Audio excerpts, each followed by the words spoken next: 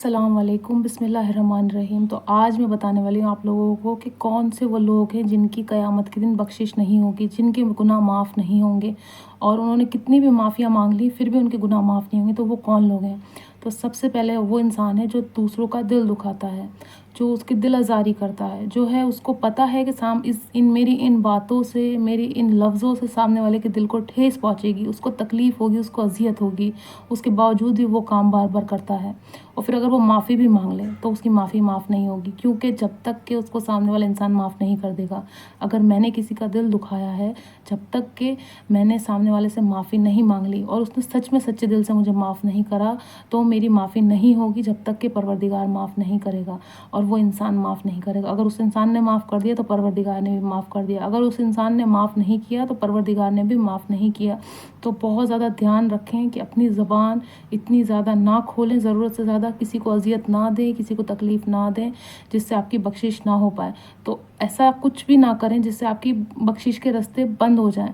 तो ये सबसे पहली चीज़ ये है कि अगर आपने किसी का दिल दुखाया है तो आपकी बख्शिश नहीं होगी, और अगर आपने दुखाया है तो आप वक्त रहते उससे माफ़ी मांग लें और उसको अपने दिल के सबसे ज़्यादा करीब कर लें। जिस इंसान का आपने दिल दुखाया है तो आपकी बख्शिश हो जाएगी। अगर आपने किसी का दिल दुखाया है और अपनी ज़बान से बदज़ुबानी बोली है तो आपकी बख्शिश नहीं होगी। तो दूसरा वो कौन-सा इंसान है जिसकी बख्शिश नहीं होने वाली क़यामत के दिन? जी हाँ, तो दूसरा इंसान वो है जिसने किसी का हक़ खाया है, जिसने यतीमों का हक़ खाया है या जिसने किसी का माल हड़पा है, जिसने जो है पता है सामने वाले का ये उसका हक़ है, चाहे वो कोई भी चीज़ है ना? किसी की चीज़ हड़पना मतलब बहुत बड़ा गुनाह है।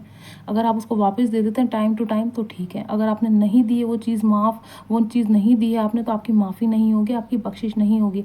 अगर आपसे कोई गलती हो गई, गुनाह हो गया, आपने किसी की चीज़ ले ली है और आप वापस करना भूल गए हैं तो आप उसकी चीज़ वापस कर दें। अगर आप वापस नहीं करते हैं, क़यामत के दिन इस चीज़ का सवाल जवाब होगा और इसकी बख्शिश नहीं होगी।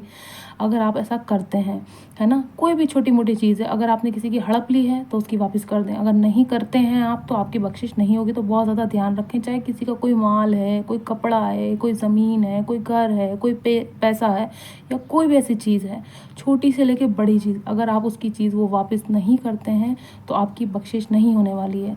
परवरदिगार सबसे ज़्यादा आपसे नाराज़ होगा। और आप माफ़ी माँग लें और वो चीज़ सामने वाले की वापस ना दें और सिर्फ़ परवरदिगार से माफ़ी माँगे तो आपकी माफ़ी नहीं होगी।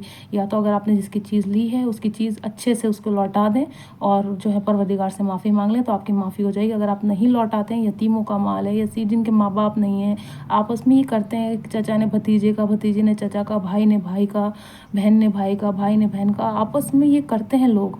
इसी वजह से परवरदिगार ने कहा है मैं उसकी बख्शिश नहीं होने दूँगा जिस इंसान ने किसी का भी माल हड़पा है। तो अगर आपने किसी का माल हड़पा है तो आप वापस कर दें, ठीक है? और आप माफ़ी माँग लें तो आपकी माफ़ी माफ़ कर दी जाएगी। और तीसरा इंसान वो है जिसने मज़दूर से मज़दूरी करवा ली पर उसका पैसा वापस नहीं दिया। अगर आपके घर में ड्राइवर है, आपने उससे गाड़ी चलवा ली, उसका पैसा वापस नहीं दिया। कोई काम वाला है, कोई हेल्पर है, उससे काम करवा लिया, उसका पैसा नहीं दिया, जितना उसका पैसा बना।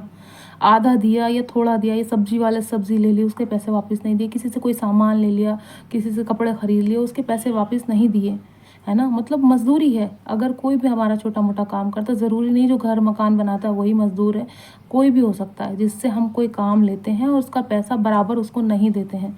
है ना? अगर आप जो है किराए पे रहते हैं, आपने मकान मालिक का पैसा वापस नहीं दिया। कुछ लोग करते हैं ऐसे कि जो है 1 महीने रह गए एडवांस और पैसा बिना पैसा दिए मकान खाली कर देते हैं। तो देखिए परवरदिगार के घर इस चीज़ की बख्शिश नहीं होगी। अगर अपने मज़दूर के पैसे जो है उसकी मज़दूरी के पैसे नहीं दिए तब भी आपकी बख्शिश नहीं होने वाली परवरदिगार के यहाँ। तो बहुत ज़्यादा ध्यान रखें, अगर आप किसी से कोई भी मेहनत करवा रहे हैं, किसी भी तरह की मेहनत करवा रहे हैं, उसके पैसे उसको दें बराबर, जो उसके जितने बनते हैं खुशी-खुशी। उसके जो है पैसे ना खाएँ। अगर आपने खा लिए हैं तो अभी भी वक्त है वापस कर दें, और अगर नहीं करे हैं तो आपको कर देने चाहिए और परवरदिगार से माफ़ी माँग लेनी चाहिए और वो गुनाह दोबारा नहीं करना चाहिए। अगर आप वो गुनाह बार-बार करेंगे तो आपकी बख्शिश नहीं होगी। तो इन बातों का बहुत ज़्यादा ध्यान रखें कि आप किसी से मेहनत करवा के उसका पैसा ना हड़पें। चौथे नंबर पे आता है चुगलखोर। जो इंसान चुगलियाँ करता है, हद से ज़्यादा गीबत, बुराइयाँ, इसकी उसकी, मतलब आपस में एक दूसरे को काट मार, उसके साथ बैठ गए तो उसको अच्छा कह दिया, उसके पीठ पीछे उसको बुरा कह दिया। अगर आप किसी की गीबत करते हैं, आप किसी की बुराई करते हैं, आप किसी की चुगली करते हैं, है ना? आप किसी के ऐब तलाश करते हैं, आप किसी के ऐब बयान करते हैं किसी के सामने, तो आपकी भी बख्शिश नहीं होगी क़यामत के दिन।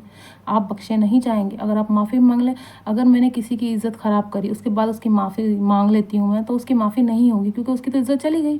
तो इज़्ज़त देने वाला तो परवरदिगार है। मैं किसी को बेइज़्ज़त करूँ तो मेरे हाथ में नहीं है। इज़्ज़त देने वाला भी परवरदिगार है, बेइज़्ज़त आमंत्रित करने वाला भी परवरदिगार है। तो आपको बहुत ज़्यादा ध्यान रखना है कि आपको किसी की चुगली, किसी की गीबत, किसी की बुराई, किसी की कोई बात पता चल गई तो ये नहीं बता दिया आपस में, ऐसा कुछ भी नहीं करना है। बहुत ज़्यादा ध्यान रखना है। अगर आप ऐसा करते हैं तो आज से ही बंद कर दें, और अगर आपके घर में कोई आके करता है तो उसको मना करें। अगर आपके घर में कोई आके किसी की चुगली, बुराई, गीबत करता है, कोई रिश्तेदार है, तो आप उसको रोकें और मना करें। क्या ये गुनाह होगा और इसका कोई भी जो है बख्शिश नहीं होगी। तो अगर आप सामने वाले के साथ बैठ के किसी की गीबत, बुराई सुनते हैं, आप भले खुद नहीं करते पर आप अपने कानों से सुन रहे हैं, तो आप भी उतने ही गुनाहगार होंगे। अगर आप उसको रोक नहीं रहे हैं, आप उसको मना नहीं कर रहे हैं, तो इस चीज़ का बहुत ज़्यादा ध्यान रखें। अगर आप भी किसी की गीबत, बुराई करते हैं या आपके आसपास कोई करता है तो उसको रोकें और आप भी ना करें। और अगर आपने कर दी है किसी की चुगली, किसी की बुराई, किसी की दिल आज़ारी, किसी की जो है कोई भी बुरी बात कर दी है, तो आप अभी भी माफ़ी मांग लें तो आपकी बख्शिश हो जाएगी। अगर आप माफ़ी नहीं मांगते हैं और सोचते हैं तो बहुत अच्छी बात है गीबत, बुराई, चुगली करना, तो अभी ही आप माफ़ी मांग लें तो आपकी माफ़ी हो जाएगी। और अगर आपने माफ़ी नहीं मांगी तो आपकी भी बख्शिश नहीं होगी। तो इन सारी बातों का बहुत ज़्यादा ध्यान रखें, परवरदिगार के सबसे ज़्यादा करीब रहें। और जो चुगली, बुराई, झूठ बोलना, किसी का पैसा हड़पना, किसी का दिल दुखाना, अपने दिल को नरम कर लें। और जो है अपना दिल, दिमाग सब परवरदिगार के आगे झुका लें। अपने इबादत में टाइम निकालें, अपना परवरदिगार को याद करें और नेक काम करें। जो आपके पास फ्री टाइम है, जो आपके पास फालतू टाइम है, उसमें आप परवरदिगार की इबादत करें और लोगों की चुगली, बुराइयां करना बंद कर दें आप। और जो है किसी के काम आए। अगर हम किसी के काम नहीं आ सकते तो हम किसी के लिए भी बुरा नहीं सोच सकते। तो इन सारी बातों का बहुत ज़्यादा ध्यान रखें कि इन लोगों की बख्शिश नहीं होगी क़यामत के दिन। अगर आप में भी कोई ऐसी कमी है तो उस कमी को दूर करें, परवरदिगार के आगे झुक जाएं और माफ़ी मांग लें। वो बहुत बड़ा रहम करने वाला है, वो अपने बंदों को माफ़ कर सकता है और माफ़ करता भी है। तो आगे से अगर कोई गलती या कोई गुनाह होता है आपसे तो उसकी माफ़ी मांग लें और दोबारा वो गुनाह ना करें, तो आपकी बख्शिश हो जाएगी।